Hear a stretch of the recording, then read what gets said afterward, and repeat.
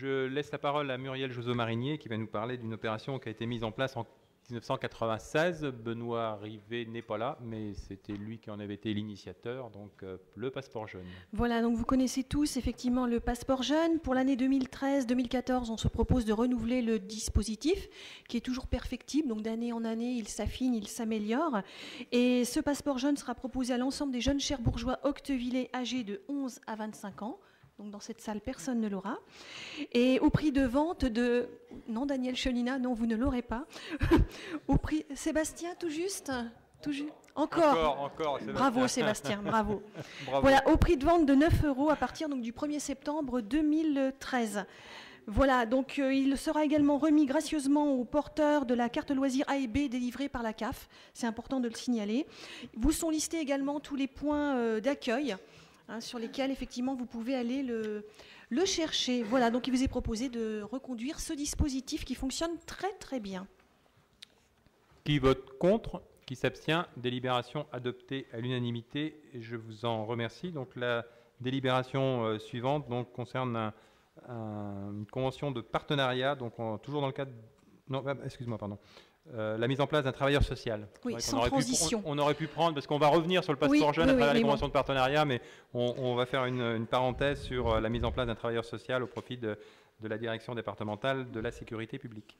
Voilà, donc toute personne en détresse sociale ou victime d'infraction a droit à la garantie d'une aide appropriée. Et afin de répondre effectivement à cet objectif, différents acteurs ont convenu dès 2012, donc c'est quand même une réflexion qui date un petit peu, de mettre en place un travailleur social au sein des locaux de la police nationale de la Manche. Donc vous trouvez effectivement les acteurs qui sont listés dans cette délibération. Donc ça va effectivement de la préfecture au président du CISPD.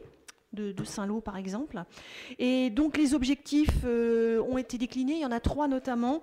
Le premier, c'est accueillir les victimes bien évidemment et faciliter l'accès du plaignant aux services sociaux de droit. Le travailleur social exercera sa mission au sein de la police et un salarié de l'association d'aide aux victimes de contrôle judiciaire socio-éducatif et de médiation pénale, qu'on appelle de son petit nom la CJM. Eh bien, effectivement, ce travailleur sera notamment 2 jours par semaine au commissariat de Cherbourg. Et en outre, la CJM assurera une astreinte téléphonique sur les autres jours aux heures ouvrables. Donc ça, c'est important également. Chaque commissariat concerné mettra à disposition du travailleur social un local équipé, donc téléphonie, informatique et compagnie. Et le Conseil général de la Manche et les communes concernées par l'intermédiaire du CISPD cofinancent ce dispositif pour un montant de 70 150 €. Et la CJM adressera systématiquement un compte-rendu trimestriel, comportant notamment des valeurs statistiques, mais aussi une analyse derrière. Et un comité de pilotage se réunira 2 fois par an. Donc il vous est demandé d'autoriser la signature de cette convention pour la mise en place d'un travailleur social. Monsieur Humbert? Oui, dans les participants, je relève qu'il n'y a ni les villes de Carqueville, ni de la Glacerie. Ils ont refusé ou ils n'ont pas été sollicités?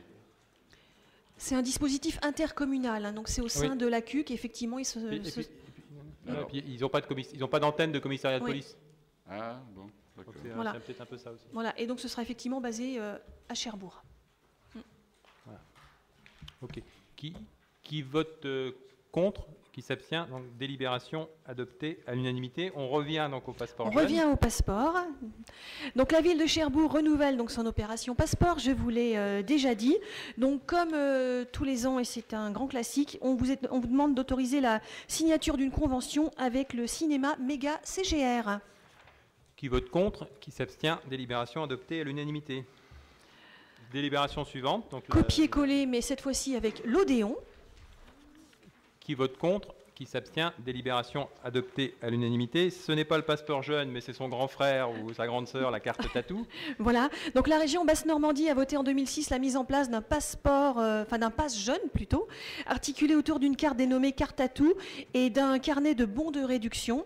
Voilà, et donc pour être en cohérence avec notre propre action, à savoir le passeport jeune, le Conseil régional a intégré un bon de réduction spécifique de 5 € qu'on appelle atout dispositif local dans le carnet carte atout.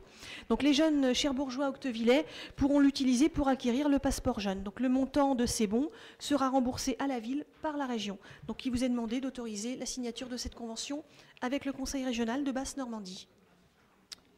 Qui vote contre? Qui s'abstient? Donc délibération adoptée à l'unanimité.